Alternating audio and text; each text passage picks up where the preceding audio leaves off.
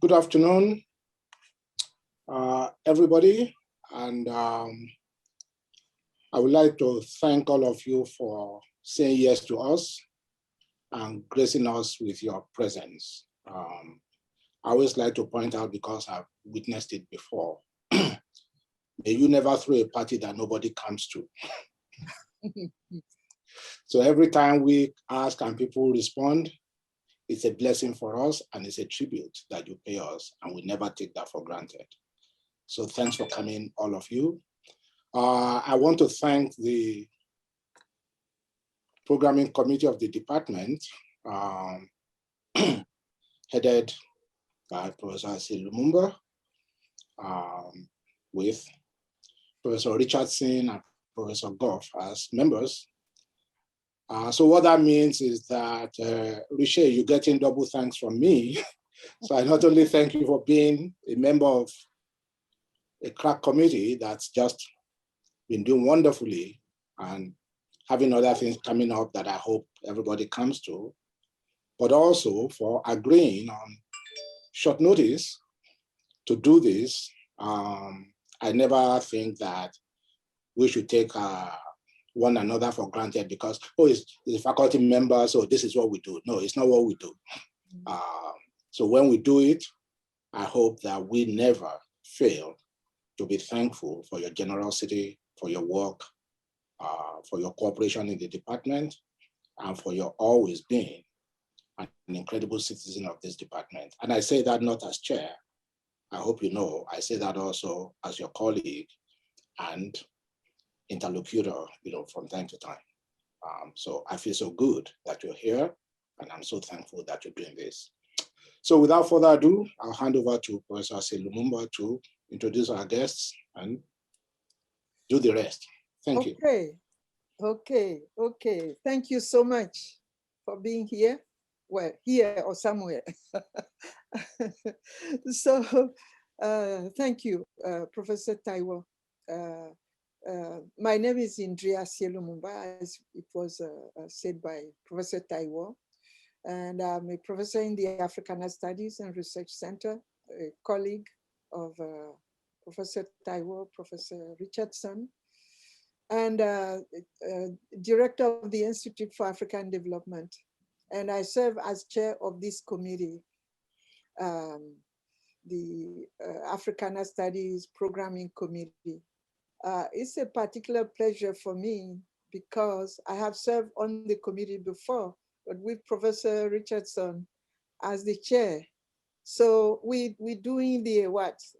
The musical chair. Right.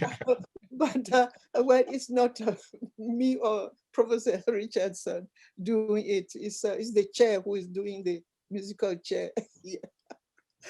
Okay. Anyway, and I'm glad that Professor Tauli Goff could join so that we have a fresh perspective and experience.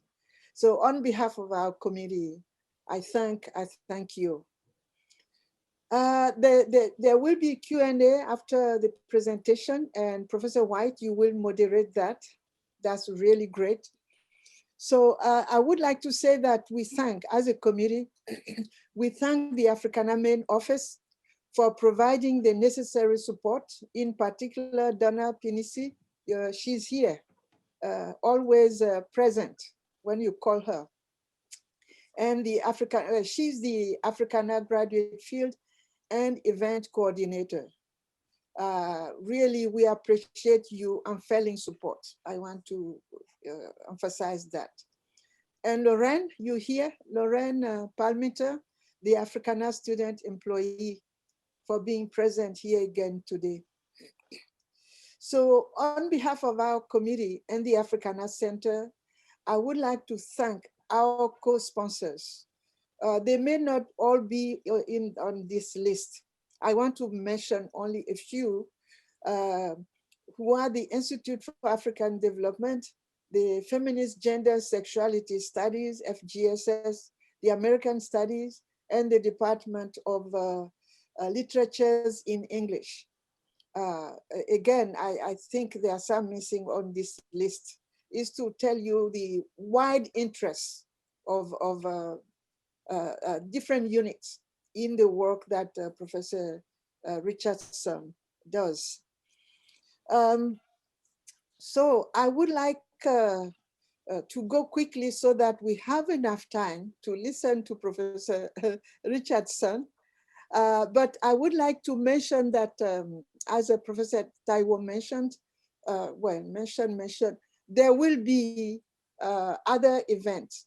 One will be next week, entitled No Greater Burden, Health and the Weight of the World on Black Women. We have a panel, group of really amazing panelists. Briefly, Dr. Evelyn Cantillo, who's a doctor of gynecology and oncology at the Wayne Medical College at Cornell University's Medical College in New York City. Dr. Helena Desi, a family medicine physician in the Fairview Medical Network of Minnesota. Dr. Jone Khaldun, the chief medical executive for the state of Michigan. And I would like to add here that on February 10th, Dr. Khaldun was announced as a member of the COVID-19 Health Equity Task Force under the Biden-Harris administration. And Dr. Marva Robinson, a licensed clinical psychologist, because we're dealing also with mental health on that panel. So clinical psychologist practicing in St. Louis, Missouri. And the moderator will be Dr. Lexley Alexander, who is a historian, professor, author, and activist. So come back for more. But for today, let us really prepare to enjoy the story that we're going to be told. So this evening's event focuses on the discussion of Professor Riché Richardson's new book, which was published very recently in January by Duke University. If you have a copy of, like me, you will feel that it's still warm. Okay, by Duke University Press in the field of African American studies and women's studies and wider. That's what I told her. History and many other fields can find their place in your book, Professor Richardson. So the talk will reflect on the development of this book and its usefulness for thinking about Black women's iconic leadership in the contemporary political arena, along with ideas for achieving a more diverse democracy in the US. So we are most grateful to Dr. Tara Y. White for agreeing to introduce Professor Richardson. Dr. White serves as a history faculty member and former chair of art and sciences at Wallace Community College, Selma in Alabama. Her research areas include public history, Southern history, civil rights history, African American history, and women's history. She also has professional experience in museums, historic sites, and archives. Since 1994, Dr. White has worked with a number of history museums and historic sites in various capacities. She has served on the staff of Alabama State University, the American Association for State and Local History, and the Alabama Historical Commission, where she was the site director for the Alabama State Capitol and the Montgomery Greyhound bus station, now Freedom Ride Museum. Well, Dr. White is active in numerous professional associations. She has served as a panelist at numerous conferences and as a consultant, lecturer, and guest speaker for a variety of history organizations, museums, and universities. Dr. White earned a PhD in public history from Middle Tennessee State University, a master's of art degree from the Coopertown graduate program. It's right here near us at SUNY Oneonta, and a Bachelor of Science degree from the University of Alabama at Birmingham. Dr. White, it is such an honor to have you with us today. And without any further ado, I invite you to introduce our speaker. Thank you so much. Thank you. And it's again good to be with people who are near Cooperstown, which is still very near and dear to my heart. I still love for upstate New York, so it's good to see everyone. I am beyond thrilled to introduce my friend, my colleague, and this wonderful scholar, Riché Richardson. Riché is currently, of course, an associate professor in African American literature in the Africana Studies and Research Center at Cornell. But she has contributed so much more. We have overlapping interests, and of course, she does American literature and American studies, but she also does gender studies and Southern studies, and we overlap a little bit there. But she spent before coming to Cornell, of course, she spent her first 10 years at the University of California at Davis. And so she's had a phenomenal career already, and she's young. So we're looking forward to so much more. She's had a number of media interviews and media um, um, sightings, including the Today Show, Nightly News, CNN, Al Jazeera's NewsHour, and we can continue with that.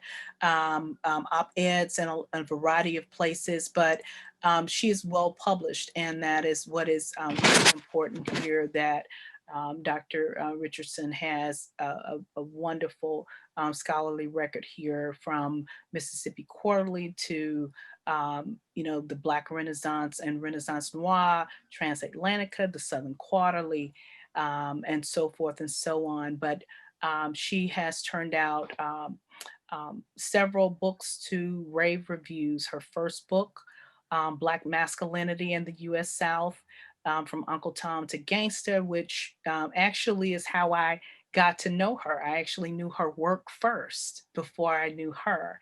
An amazing text that was, like I said, well received and well reviewed.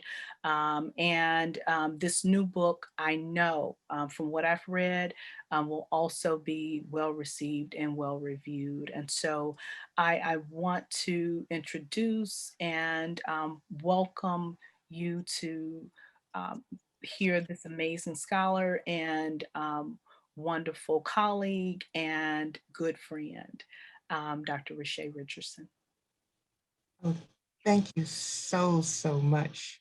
Thanks, Dr. Tara White, for your generous and just wonderful introduction. I cherish you as my friend and also such a dear friend of me, and as such a wonderful citizen in our community and state, and admire you so deeply for all of the work that you do. So I am just deeply thankful that you're able to join us today, and appreciate your kind words. I thank my colleague, Dr. Andrea Lumumba, for introducing the program for this evening, as well as our upcoming events, and our director, Dr. Olufemi Taiwo. Um, my thanks also go to the programming community, the committee on which I work, that does such wonderful work to bring these events together. Many thanks to our administrative staff, and especially to our event planner, Donna Panisi, for everything that they have contributed to bringing this event and so many others together. I want to thank the audience for showing up today. Happy St. Patrick's Day. I Oh, love St. Patrick's Day myself and have really been deeply inspired to be on the sidelines of several parades over the years. Under ordinary circumstances, I would want to, maybe get at least a smoothie. Actually, I ordered mine last night because I figured that I wouldn't be able to get one this evening, so I saved it, and so I'm way ahead on that. But my thanks go to everyone who is with us today for supporting this event. My work is focused on just a couple of core research questions in the main: the status of the US South in shaping discourses of race, gender, and sexuality, and the status of the region in shaping categories such as the American and the African American. And both of my books have been grounded and centered within that larger research project related to those questions. And I am very delighted to talk about my newer book, Emancipation's Daughters, with you today.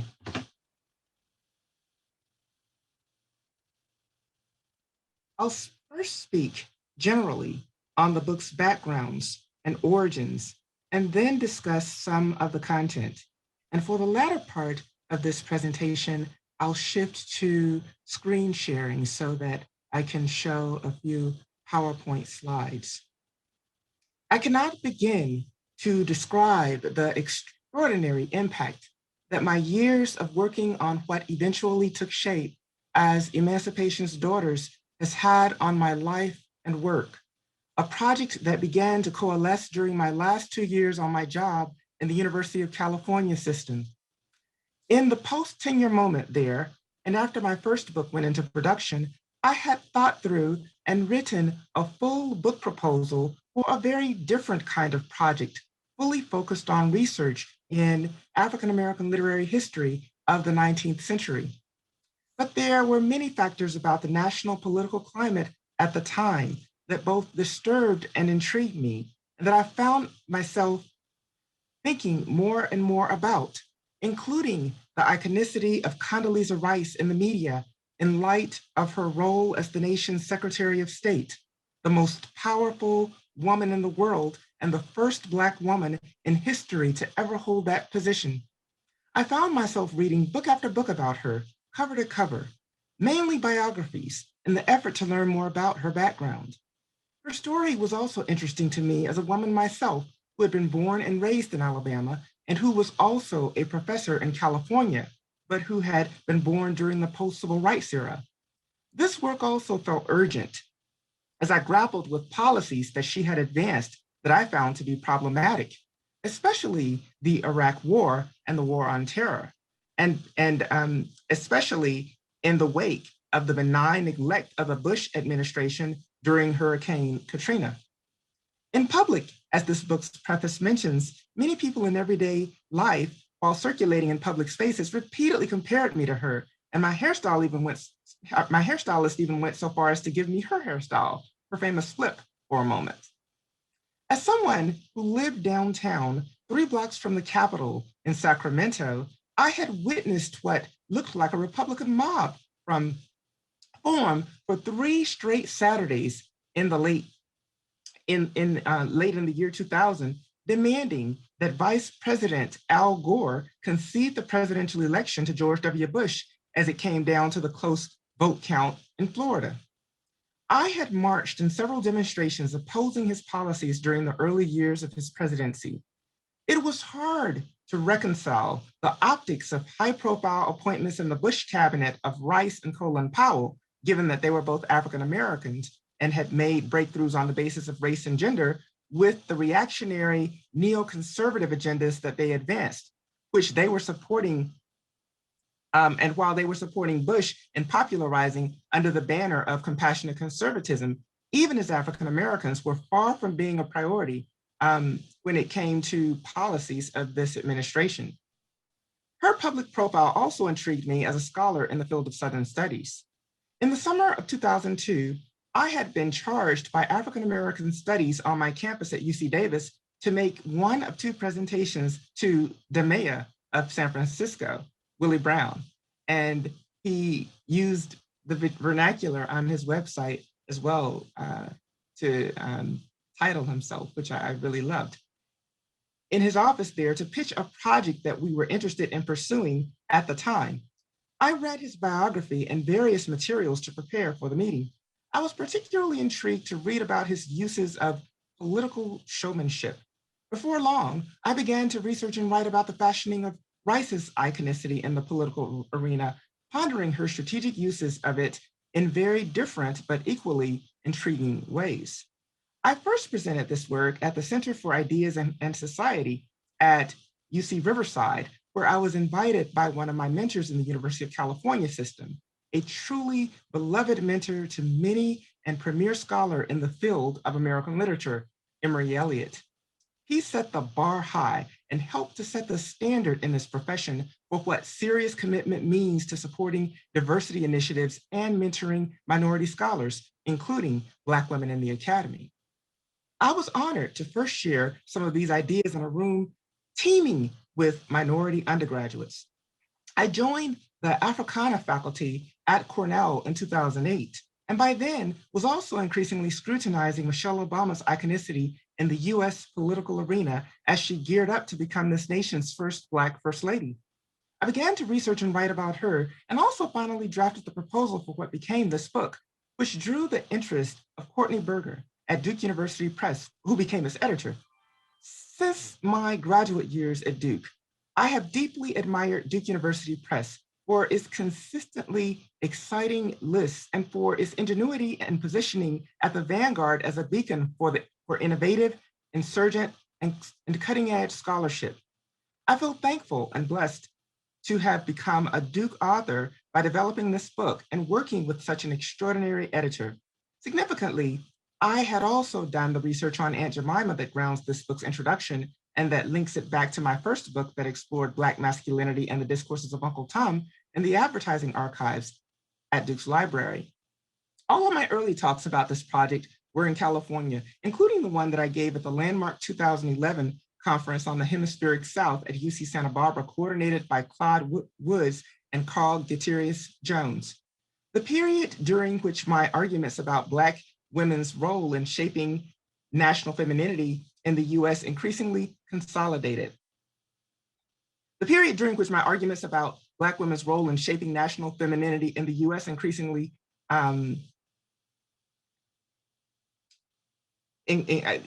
was increasingly consolidating as a subject of discussion in this project.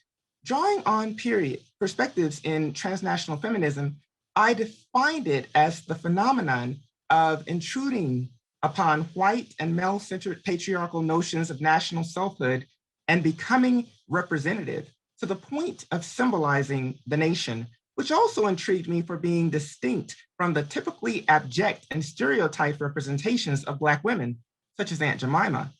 By that time, I was also deeply immersed in research for other chapters of this book related to Rosa Parks and Mary McLeod Bethune, and had also begun my research on Beyonce, the subject of the conclusion.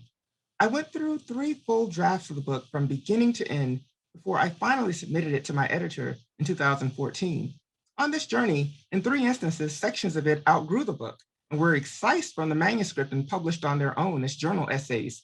There are multiple others that still need to be published. Many more eventually hit the cutting floor in the editing process, which is all typical of the discovery, learning, and experimentation that have been important to me in the process of writing. I researched and wrote various essays on the journey toward it, from 2 on Faulkner, which contributed to Oprah studies, 1 on Sapphire's Push and the film Precious, as well as another on the Octomom. but completing this project was always my main focus and priority. I got the reader's reports and spent a full 3 years revising it before submitting it again. What was published is something like version 6 of the book, the culmination of a truly amazing and deeply enriching and epic journey and process of writing and research that I savored. It has truly been a labor of love every step of the way. I'm thankful that this has been a blessed book on so many levels and that its development was a part of my life for as long as it was, and that it has impacted my life and work so profoundly. The book very much reflects the background and perspective that I brought to it as someone born and raised in Montgomery, Alabama, and visceral encounters with many figures in civil rights history, such as my great aunt and the best friend of Rosa Parks, Johnny Rebecca Carr, Rosa Parks' mentee and my mother's Federated Club sister and friend, Dr. Mary Frances Witt, Nick Latour and Alma Burden Johnson, the son and niece of E.D. Nixon, and our neighbors, Reverend Robert and Jeannie Gratz. As I have worked on this book, it was also incredibly beneficial to hear from Matthew Knowles, another Alabamian and the father of Beyonce and Solange in 2017, who has supported my teaching and research in Beyonce studies. My mother and grandmother, Joanne Richardson and Emma Lou Jenkins Richardson, have been this book's greatest champions, along with the rest of my family. And I thank all of them heartily, and God most of all, for their support as I worked on this project. Letting it go last fall, for the last time, was a very emotional and prayerful process because it has been a part of my life and at the center of my work for such a long time. Because my beloved grandmother passed away before its final completion, who kept me company so often as I worked on it and who was one of its strongest supporters. And because major surgery in 2018, like a prior one in 2008 before leaving California, are factors that also profoundly impacted my life as I worked on it, underscoring how much the scholar as human makes a difference in the work we do, to draw on the name of the Mellon Group Project on Cornell's campus that has also provided valuable encouragement and support as I worked on the book. Cornell University Press recently published the compilation of our dialogues, co-edited by Deborah Castillo and Anna Bartel, which takes a look at the public and community engagement aspects of our work across disciplines. It was miraculous to get through this book's final production stages, copy editing and proofing, which occurred in the midst of the pandemic, in spite of not having office access. The pandemic itself has caused so much sadness and loss, and is another unforeseen topic that I ended up grappling with in this book. It was an honor to meet Dr. Betty Collier Thomas when she visited Cornell, who struggled with the National Council of Negro Women to make the Mary McLeod Bethune Council House a National Historic Site, was longstanding and is part of the history on which I reflect in the book's first chapter. Along the way, I benefited from speaking invitations to English departments at Georgia State, UNC Chapel Hill, and the University of Pittsburgh. I'm thankful that 3 times on its path toward publication, the research from this book impacted public dialogues by being featured in the New York Times in 2015, 2016, and 2020, including the debates on Aunt Jemima in the wake of the protests related to George Floyd, as PepsiCo announced that they would let go of this longstanding trademark in advertising. My research on monuments related to iconic Black women such as Mary McLeod Bethune and Rosa Parks also primed me for the various public dialogues on monuments in which I have participated over the past few months, along with my public service on the Monuments Committee of the Tompkins County Historical Commission. I also appreciate its publication awards, such as a Tome Open Access Publishing Grant in 2019 and a Hull Memorial Publication Award in 2020. I'm thankful to all of my students and colleagues in the Africana Studies and Research Center who have supported me as I have developed this study, including the 3 research assistants who have worked on it. I was delighted that the design team at Duke University Press selected an image of my art quilt featuring the Rosa Parks quilt as cover art. And I just want to, let me see, shift to the screen sharing function at this point. My art quilt images featuring figures discussed in the chapters that run across the book quietly complement the threads of art analysis that unfold across it, which reaches its height in the chapter on Condoleezza Rice. Images produced for my solo art quilt exhibitions at the Rosa Parks Museum in Montgomery, Alabama in 2008 and 2015. I was honored to serve as the invited speaker for Rosa Parks' Gala 100th birthday celebration there in 2013.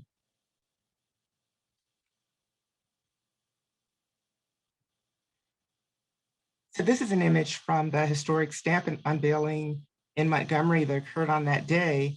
And then beside it, just an image of the cover of the anthology, The Scholar is Human, that I mentioned, which discusses this public moment in which I participated in Montgomery in some detail. I've presented portions of this book, including chapters on Rice and Rosa Parks, and talks in the department in the past, and first introduced my work on Beyonce and the Ravenor Seminar in American Studies in the fall of 2017, research that was also the basis for developing my Beyonce Nation course at Cornell. I'm thankful to have an opportunity this afternoon to reflect on the project as a whole. At this point, and to build upon the preliminary comments that I've sketched out, I want to turn more directly to that. It also feels appropriate that I will both begin and end this latter portion of my dialogue with Stacey Abrams. The timing of this book's publication, as Spelman sister Stacey Abrams was out in the national spotlight, mobilizing to get out the vote for the upcoming Senate election in Georgia, just as she had done for the crucial presidential election last fall, and as former California Senator Kamala Harris assumed her role as this nation's first Black and female vice president, could not have been more ideal. Harris's iconic leadership and historic election as the nation's first Black vice president compellingly illustrated the main aspects of this book's argument. Emancipation's Daughters is written in a way that makes it accessible to scholars, students, and general audiences.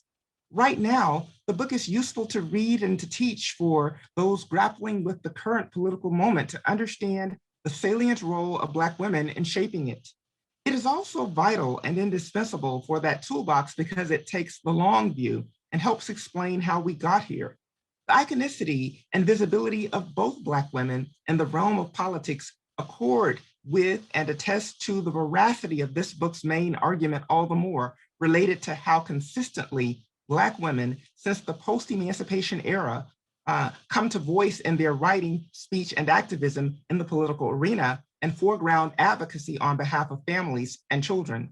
It discusses how frequently maternal motifs have, in many cases, mediated their entry into the political arena, from scripts of Mary McLeod Bethune and Rosa Parks as national mothers to Michelle Obama's self-naming as mom-in-chief as she emerged as First Lady.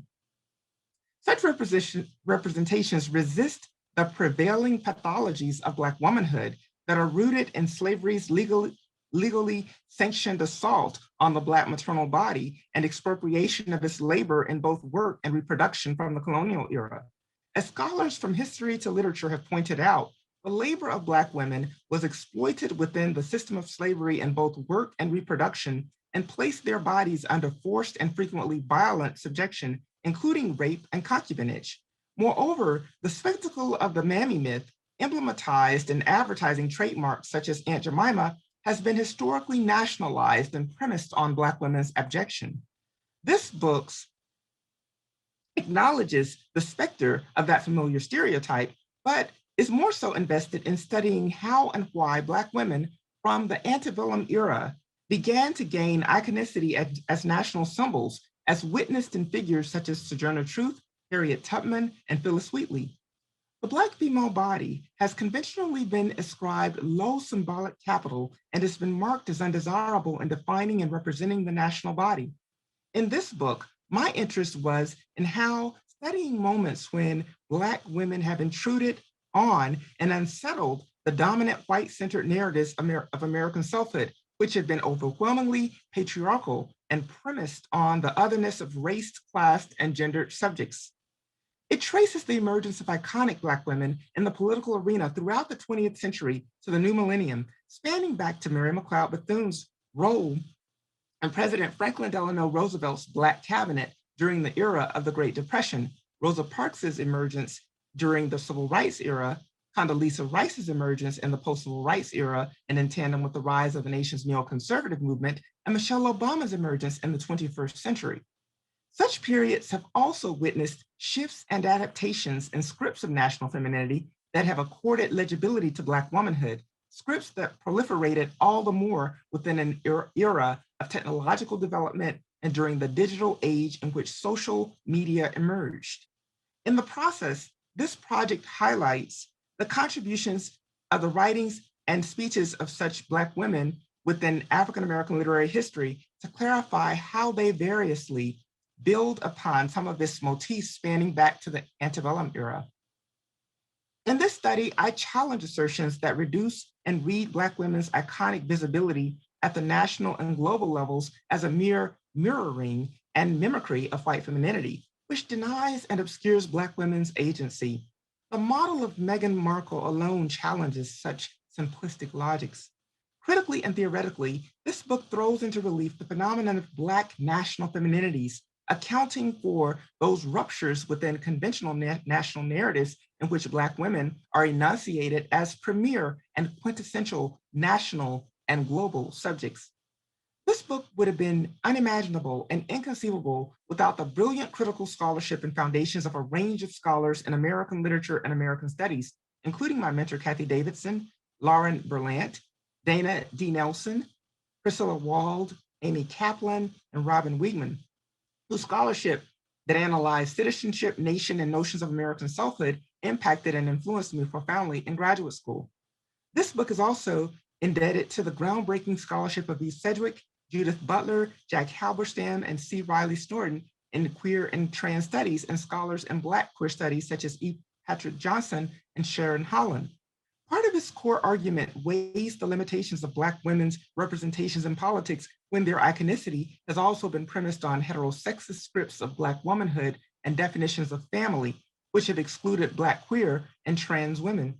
This book deconstructs such national models of Black womanhood and underscores their limitations, arguing that the voices and visibility of Black, queer, and trans women are crucial to recognize and amplify to achieve a more diverse democracy in the US that reflects this nation's highest ideals, to the extent that the nation state remains legitimate, relevant, and viable within the global context geopolitics at all. Additionally, this book draws on areas such as Black feminism, Black girlhood studies, critical race theory, including critical race feminism, Africana studies, Afrofuturism, gender studies, and Southern studies, including studies of the global and hemispheric South.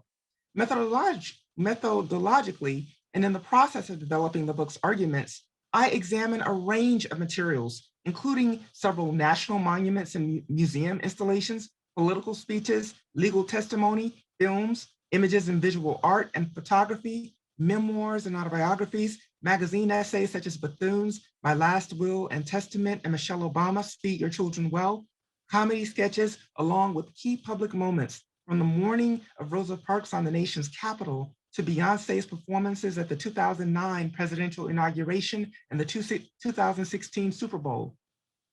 As I've mentioned, this project, like my larger research project, is grounded in Southern studies and builds upon the trajectory of analysis of my first book, focused on Black masculinity, that examined how and why ideologies of Blackness crystallize in the US South and undergo nationalization and even globalization, as witnessed in stereotypes such as the Uncle Tom.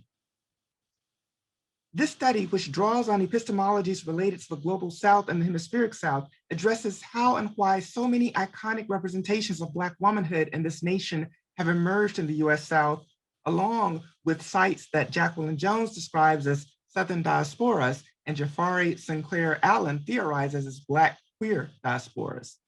Studying the South has been foundational on my career path, one on which I prioritize thinking and writing on the region from the beginning, building upon my dissertation project that explored the othering of Black Southerners within the African-American context.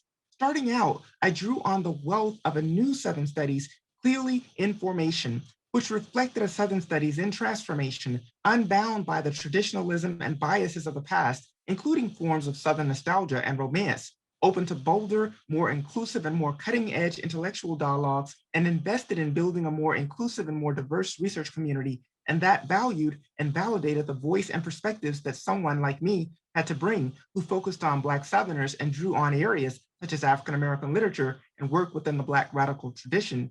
Indeed, I entered the field at a time when many scholars working on the US South were talking and thinking about Malcolm X's identification of Mississippi as being anywhere in the US below the Canadian border and advancing the discourse on the global South while challenging the conventional temporalities and geographies linked to Southern landscapes and expanding the conceivable archives for research and study and types of questions formulated. I joined that radical fringe in the field as an assistant professor, the term that Tara McPherson memorably used to describe our work when a few of us met her over dinner at Aunt Pitty Pat's in Atlanta during the American Studies Association convention and began to help its project of rethinking Southern studies and expanding critical discussions on the topic within areas such as American studies. The New Southern Studies was a paradigm and framework introduced by Houston A. Baker and Dana D. Nelson. Its methods mirrored many of the exciting and cutting-edge theoretical methods related to studying race, gender, class, and sexuality and nationality that were increasingly crystallizing and revolutionizing the field of Southern studies as the new millennium began. When they issued a call for a new Southern Studies and a special issue of American literature on violence and the South in 2001, they expanded space for the kinds of dialogues that many emerging and established scholars were undertaking in the field.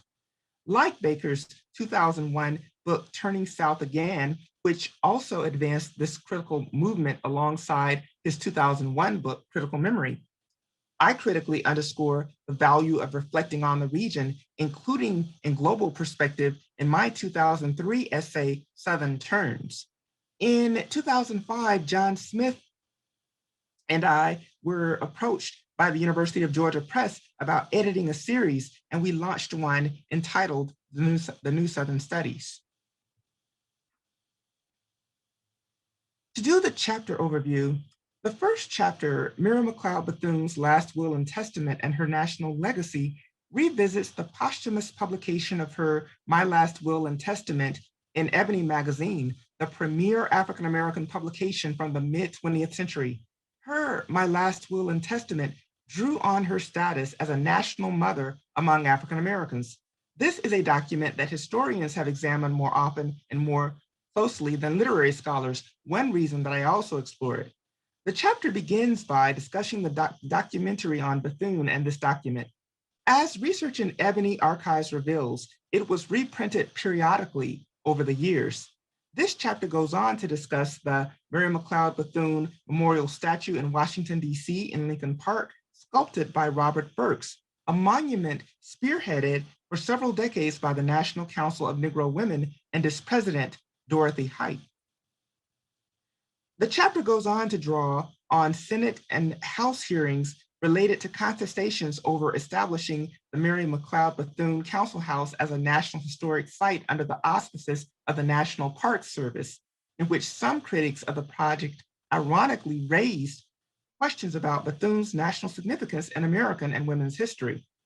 Chapter 2, From Rosa Parks' Quiet Strength to Memorializing a National Mother, begins with the reading of her iconic arrest photo from 1956. And yes, you heard me right. It was 1956, not 1955. A lot of times this iconic photo is mistaken for the one that was taken on the night of her arrest, but this isn't actually that photo. This is from February of 1956, when masses of Blacks in Montgomery who were participating in the Montgomery bus boycott were actually arrested and fingerprinted and photographed. So this is the version of that photo that was taken of Rosa Parks, but it really is literally iterated across our community. And actually that archive at the Rosa Parks' Children Museum is very important for illustrating the collective participation in the Montgomery bus boycott and how much the community came together to help bring about that change. I draw on her autobiography in this chapter, arguing that it is a story important to examine as a Black, on its own terms, from a Black senior woman to affirm such testimonies. I also focus on the voice and story of Rosa Parks herself in her books, Quiet Strength and Dear Mrs. Parks, a dialogue with today's youth, to consider how her dialogue with youth builds on scripts of her as a symbolic mother.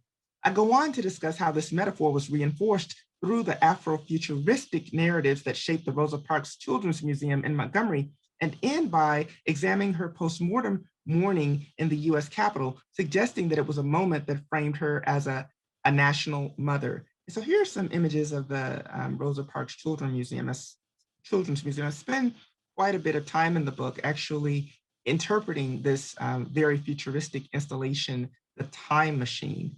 And I think it's just so forward-looking and forward-thinking. We can talk more about that actually, and how much it contradicts these impressions that are often circulated of Rosa Parks as someone who represents a civil rights movement of the past, because everything in this museum that represents Rosa Parks is actually very futuristic and forward-thinking, and affirms the ongoing commitment that she ever had to working with and advancing the interests of children.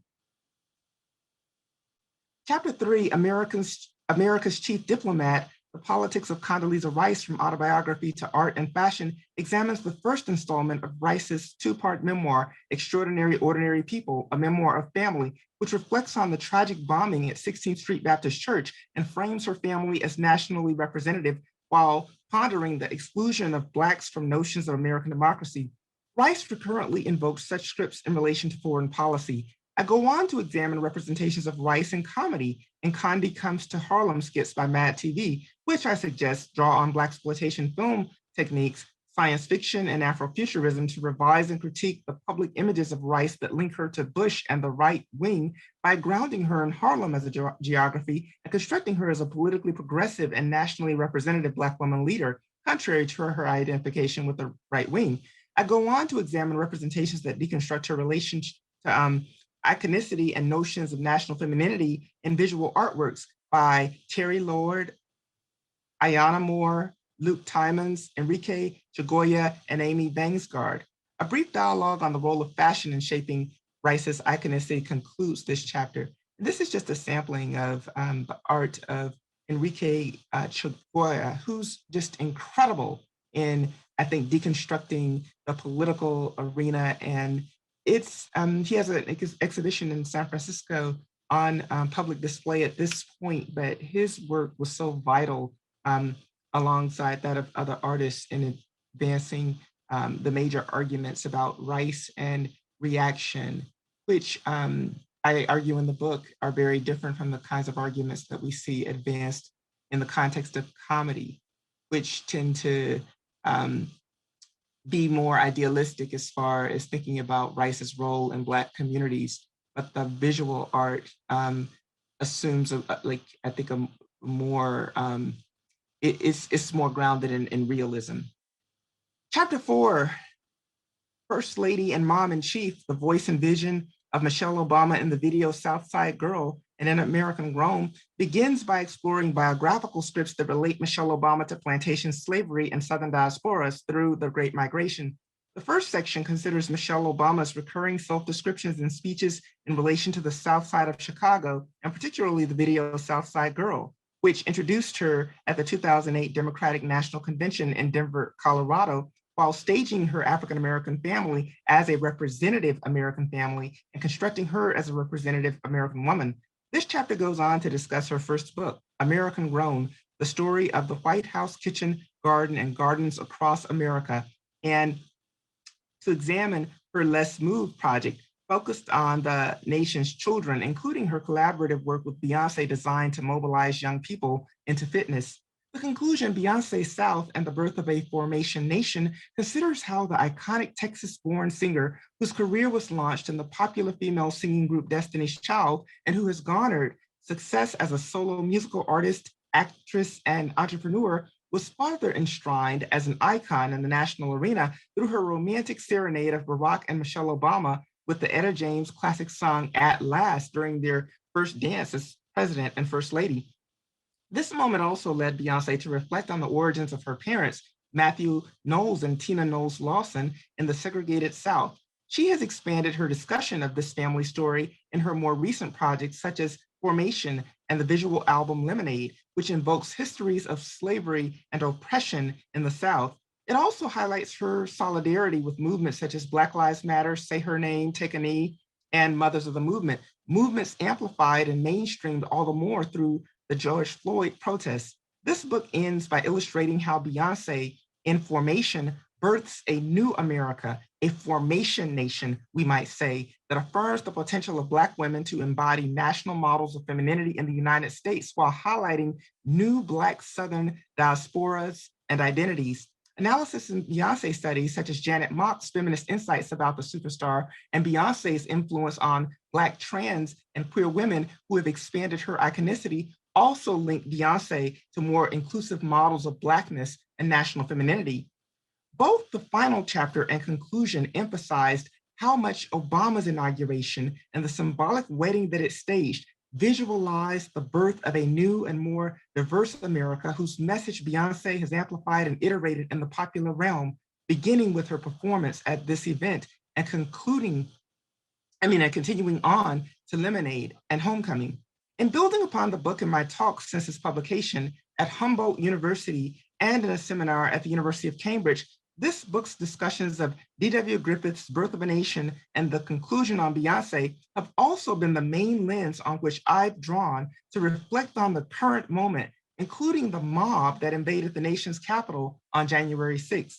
In this moment, making a Southern turn in just the critical sense that I critically elaborated in the aforementioned essay published early in my career is crucially important and urgent for clarifying the bizarre policy logics linked to the Trump administration, extreme neoconservatism that my arc of analysis across this book argues the antics and maneuverings of the Bush administration in the political arena were the gateway and precursor to Ward in the early 2000s. The white supremacist fantasy in Birth of a Nation was never just a fantasy in the pages of a novel or on the cinematic screen, but some aspects of American life and politics have long imitated and reflected this propaganda art. Most recently, the nightmare that such works depict came to life in the attempted coup d'etat by the violent insurrectionist mob at the US Capitol in Washington, D.C., which threatened and endangered the lives of congressmen and senators when the building's security boundaries were incrementally breached and overrun. As some of his critics have noted, Donald Trump's reactionary presidency and attitudes on race resuscitated forms of white supremacy in this nation that harken back to President Woodrow Wilson's sanctioning of racism at the highest levels of government a century ago, a president who famously endorsed Griffith's The Birth of a Nation, which romanticized the Ku Klux Klan, sanctioned lynching, and ridiculed Black political participation. Such context, particularly in light of anxieties about the Black majority of South Carolina and a political arena where Blacks vote and make Negro rule conceivable, are important to draw on in thinking about Trump's agenda and the work witnessed in the political arena to undermine and repress Black voting rights in the post-civil rights era, as well as the backlash against the election of Barack Obama as the first Black president in this nation's history, which Trump also led the charge in stoking through the birther movement. Such contexts are indispensable for thinking about and understanding the persisting narrative that the election was somehow stolen from him. Well, the implication has been that the votes of Black people are not legitimate and should not matter or count. They are not patriots within this white supremacist and white nationalist narrative of American identity. Trump's hands-off approach to the COVID virus and preference to allow state governors around the country to grapple with this problem rather than using presidential authority to invoke the Defense Production Act as a strategy to provide urgently needed medical supplies, and his failure to mobilize to address it at the national level was a laissez-faire approach that eerily recollected the discourse of states' rights. Lingering vestiges of this ideology also shaped the recent crisis with the power grid in Texas. Trump has long served as the mouthpiece for the rise of a neo-Confederacy and cries for a new civil war. His election loss, as some are noting, is now for his followers so indoctrinated by right-wing talk show propaganda, conspiracy theory, and hate groups, a new lost cause. In such a climate, and as Republicans have escalated the attacks on Black voting rights, I argued in my keynote for doing Southern Studies today at Humboldt University that a new Southern Studies perhaps isn't even as important or urgent as a now Southern Studies, now in the sense that Stacey Abrams means in her landmark book entitled Our Time Is Now. Therein, she argues that we must embrace identity politics if we are to save our democracy and thrive, underscoring that mobilizing with consideration of identity allows a clearer recognition of what's most urgently needed among various citizens. I argued that a Southern Studies that fails to confront identity questions head on, as far as I'm concerned, fails us. Right now, I believe that it is particularly urgent to formulate approaches in Southern Studies that acknowledge and address questions of identity to underscore the importance and the indispensability of thinking about Black identity to adequately address the current political moment and to achieve a more inclusive and diverse American democracy, one in which the voting rights, civil rights, and human rights of everyone are fully respected and protected. I'll leave it there. Thank you all so much.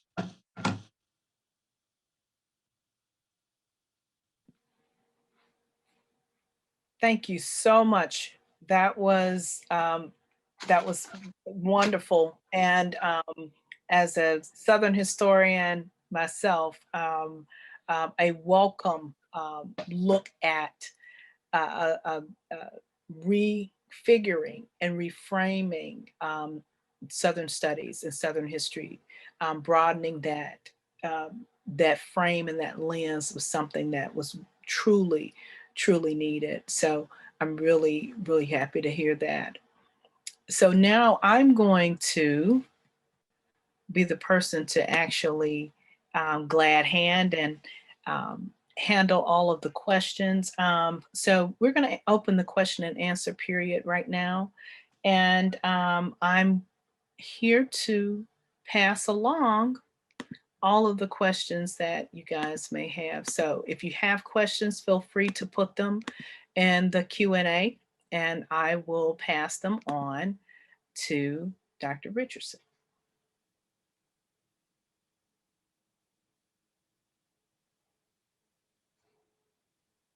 All right, let's see what we have. Okay, so this question is from another person I'm a big fan of, Nolaway Rooks.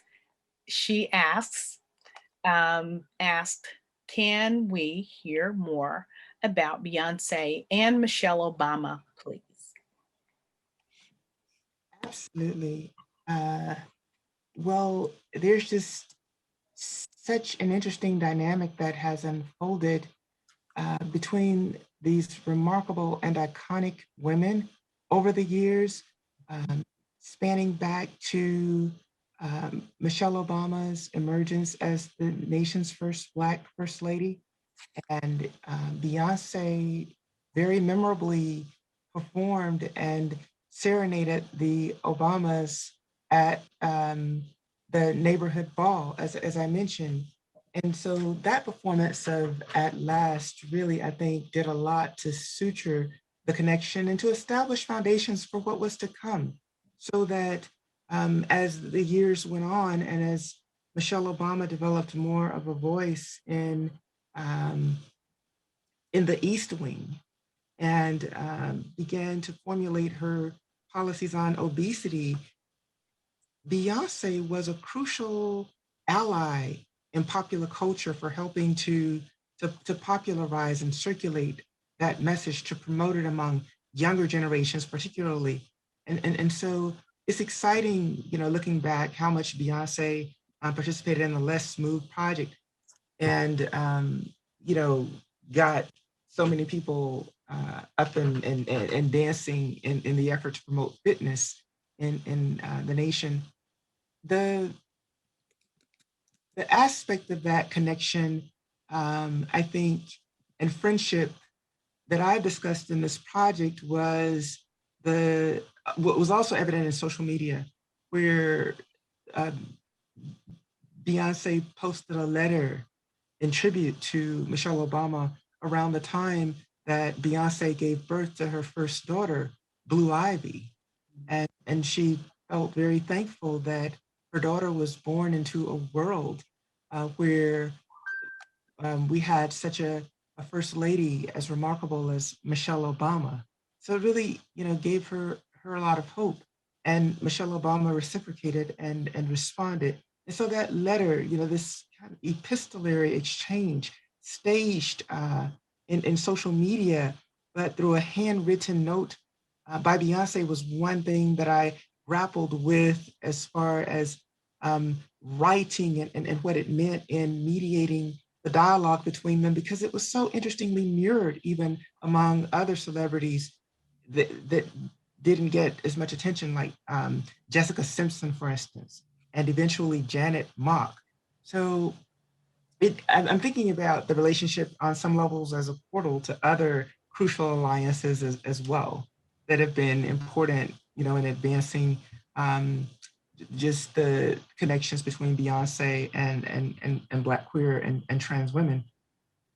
The other thing is that I think that Beyonce, in concluding this project, allows me to affirm the continuity in this longer history related to how much Black women have advocated on the part of children and families. But Beyonce is talking about a different kind of family in a sense, because she represents a newer generation. One of my dear sisters and friends, Riché Daniel Barnes, has written an important book entitled Raising the Race, where she discusses from an anthropological perspective the complicated ways in which middle-class Black women and others have often juggled, being a mother, wife, and that part of their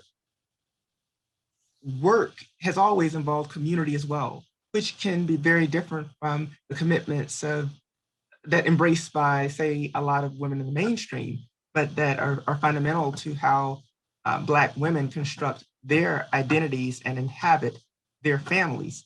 And then, the idea of not having to choose, the idea of being able to have it all is what Raising the Race is more focused on examining. And so Beyonce represents I think that model of Black womanhood that's not, say, skeptical about marriage or motherhood, and that fully embraces and owns those roles. So that's what makes her and Michelle Obama very interesting to discuss in thinking about this longer history of Black women variously drawing on maternal motifs in the public sphere. And they're really adapting them, I think, in very interesting ways in the contemporary era. I wanted to raise my hand. Can I raise my hand physically? Okay. Yes.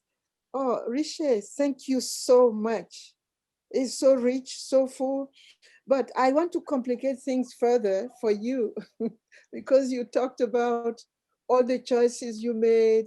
We have talked about some of these in other arenas, but I want to ask the question here.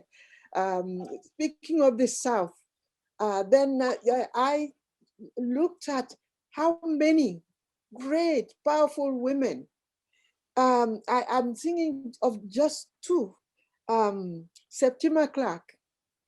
She's from the South Carolina, I think. Okay, and is it the case? No, it's Ella Baker who is from. Yeah, Ella Baker is from Virginia.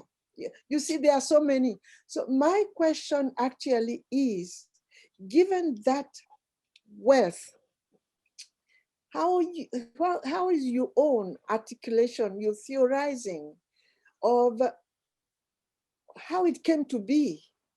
Because you said earlier that a narrative of dismissing the South at some point, and yet out of that same area emerged all these figures. And so how do you theorize, or how do you explain that? And the second part is, given that wealth of these powerful women, how much did you struggle to make a choice of the ones that in the end won the lottery in being part of the book? Yes, that's a really excellent question. And the answers aren't really easy at all. I think that for me, it goes back to the 2000s.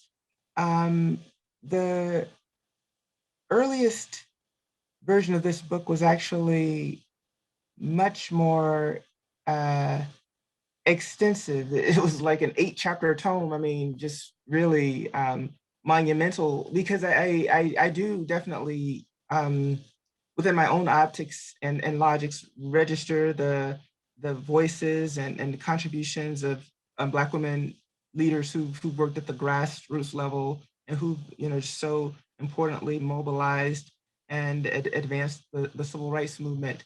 Angela Davis actually was originally a part of, you know, this book's schema. And actually, it was much more comparatively oriented, like cross-culturally as well. But in terms of spotlighting, just and suturing the argument, it, you know, just had to come together in a much narrower way. You know, left up to me, for instance, there would have been a chapter on Shirley Chisholm as well, because, you know, she too is someone who just very importantly advances and illustrates the core thesis of the book.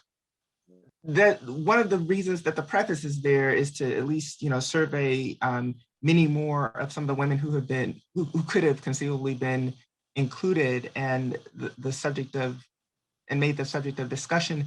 You know, what I'm dealing with as far as thinking about, you know, the the theme of iconicity and national femininity, that phenomenon of national abstraction is what is very important for me to trace as well. And that, I think, it represents a different kind of platform. And so in that sense, Rosa Parks is somewhat of an outlier. You know, the way that she comes into view at that level is not necessarily through elected political office, but through her activism. So that kind of, you know, began to make the difference for me, um, and pull it together so that I could tell, you know, the story in this way. Okay, thank you. Any other questions from any of our audience members? Feel free to put your questions in the Q&A. I'm going to make a comment while we're waiting on the next question, and I thought it was really wonderful the way you brought these disparate women together and put them in, because there is a thread, a historical thread tying all of these women together, right? And these women who challenge the idea of, you know, the South as white, and also and the nation as white, and they the way that each one of them, you know, reframe and recast that America to include them. And Bethune in her time, in the, you know, from the late 19th century all the way up through the early to mid 20th century, does that very well. And then of course Parks through the civil rights movement and so forth and so on. So but they're part of a much longer conversation, and you can take these women and plop them right down in the middle, you know, well, actually 20th century, and then extend that timeline back through the 19th and 18th century and see, you know, when you talked about motherhood, I thought about women like Ida B. Wells, right, who was doing that work in the late 19th and early 20th century. And at the same time, her family is growing. You know, I think about the founding meeting of the National Association of Colored Women in 1896, and they are doing important work. They're melding three national movements of Black women, and there's a baby on the floor. But it's the intergenerational nature of it, because although there's a baby on the floor, in the same room you have Harriet Tubman, right? All of these women who are reaffirming and reasserting themselves as both Southerners, because none of them gave up their idea of the South belonging to them and them belonging to the South. And also you have those women who are unapologetically American, right, at the same time. So I see that. And then of course I can keep going before, before the Civil War and all these women. We just came out of the 100th anniversary of of suffrage, women's suffrage, but thinking about African American women like Frances E.W. Harper, and those women who, many generations before had these ideas and cast themselves and recast themselves as uniquely American and a part of that narrative. And so you can put those bookend and it's a much longer narrative and much longer story. And so I'm thrilled. Thank you so much for that. Yeah, I mean, in so many ways, this book is really just the tip of the iceberg. It's just exhaustive when one thinks about all of the possibilities and just all of the ways in which Black women have come to voice politically and make contributions politically. I think that it really is a reality that speaks to the absurdity of how consistently Black women have been reduced to stereotypes like Aunt Jemima. Even over the summer, I heard that time and time again, to get rid of Aunt Jemima at Quaker and PepsiCo is to somehow erase Black history. But in reifying Aunt Jemima, they're ignoring all of this rich history that is quite real and that has been active over the time and that has made all the difference. As I was talking in the first portion of the presentation about what hit the cutting floor in the original incarnations, like the first introduction of this book was like 80 pages long. I mean, just that long. Courtney read it and her response was, "Wow, this is really great, but it needs to shrink." Imagine, had I been able to just put it in a clothes dryer and shrink it that way, but it meant, excising parts that in some cases were, the outcome of more than a day's work.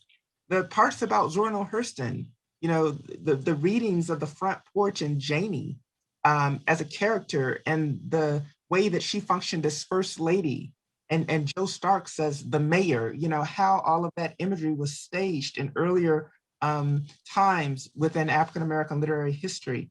Lynn Nottage and just, her plays were there. Like I had Elizabeth Cakeley,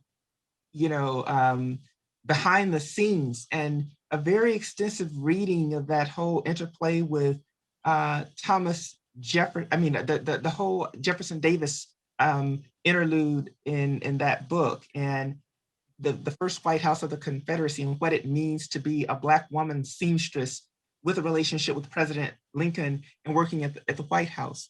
There's just, there's so many. I mean, I literally wrote my way to the argument, and it was like kind of just chipping off just different parts and kind of getting the book to the best form that told the story in the most accessible way. But it really could have been told in multiple ways, and so choices just had to be made in the end. But that was also part of the excitement of the journey and the experimentation and wonderful learning experience that developing the project provided.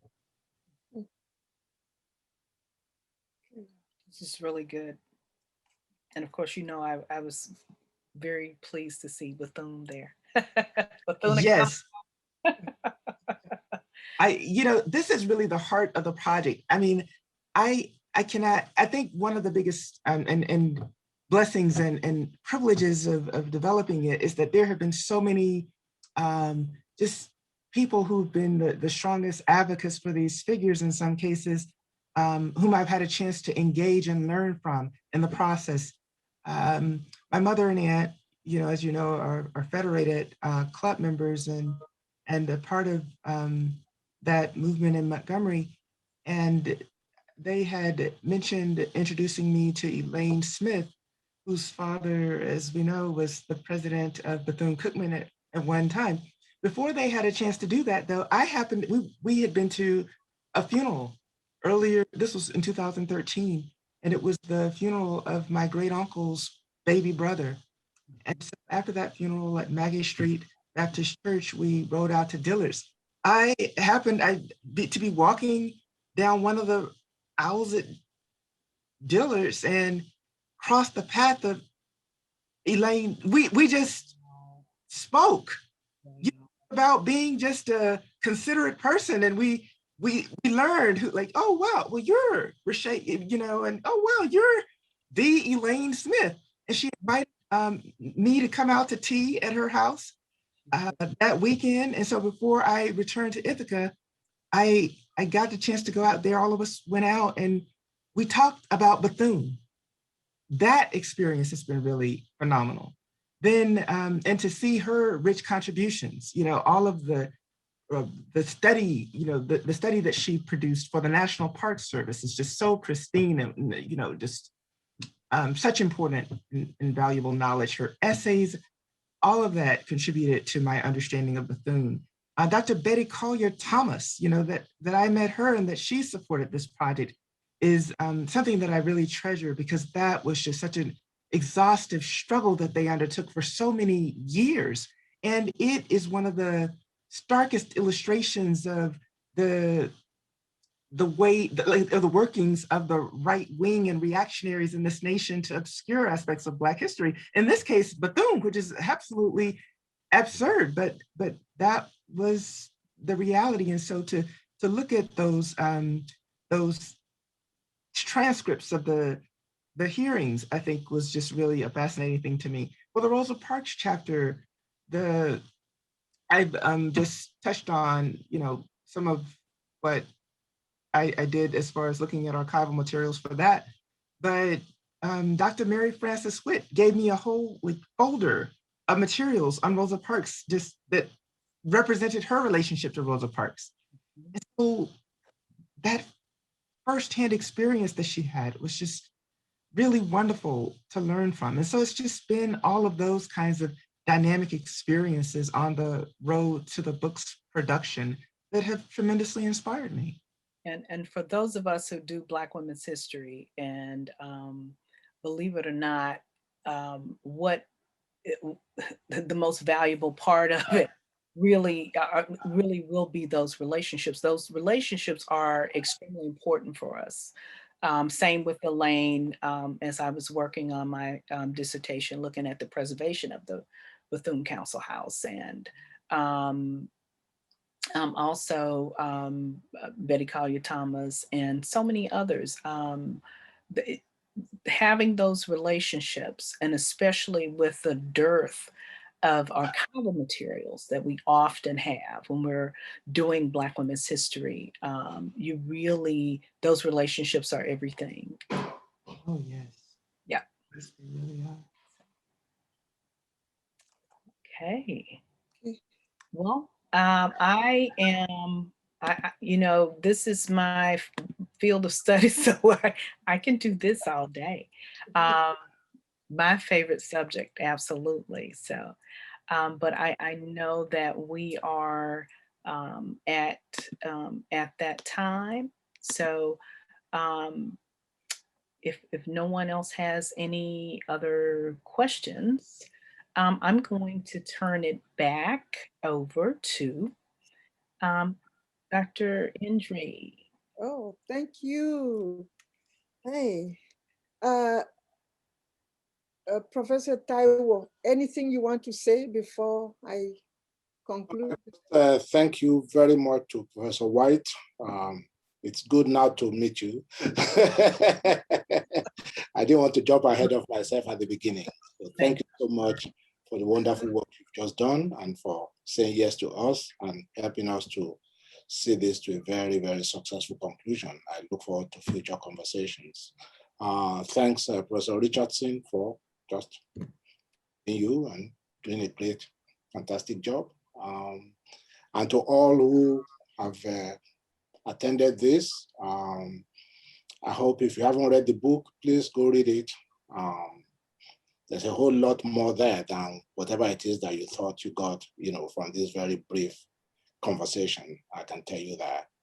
And thanks again to the organizing committee. And I wish everybody well, stay safe and stay well. So, Professor Lumumba will conclude this as the chair of the committee. Thank you all very much. Okay, thank you. I know, Riché, you are connected to all sorts of social media, so people will ask questions. It is live streamed, right, Dana? So there are many people who are following who were not with us, even virtually. So you will receive more questions. So I just want to say that Professor Richardson is very generous. Okay, she's very principled, but very generous. So when we were discussing the possibilities, she said, well, since my book is out, I could. So we agreed without taking her for granted. It's not because she's our colleague, as Professor Taiwo said. It's not because we see her every day, she's on the committee, that she would give her time like that.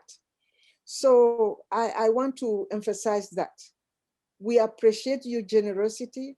We don't take this for granted because you are part of our community, our family here. So I have many, I will call you, you know that, and we will spend time discussing all this, because when you mention the Humboldt, all that, it takes me back to Angela Davis. You have some kind of common trajectory from the South, and then California dear to you. So we will have more conversation, and I'm sure many more people will have conversation as they read the book. And Dr. White, this is how we build our resources. Now we know where you are. you know that you stay not far from here. So there are many reasons beside the intellectual contribution you could bring that we are connected to you now. So don't be surprised if one of these days we say, Dr. White, can you help us deal with this? Can you come and shed light on something? So I thank you so much on behalf of our committee, on behalf of the department, on behalf of Cornell University. All your contributions make all of us really shine in terms of the knowledge that is brought to light because of the painful investigations.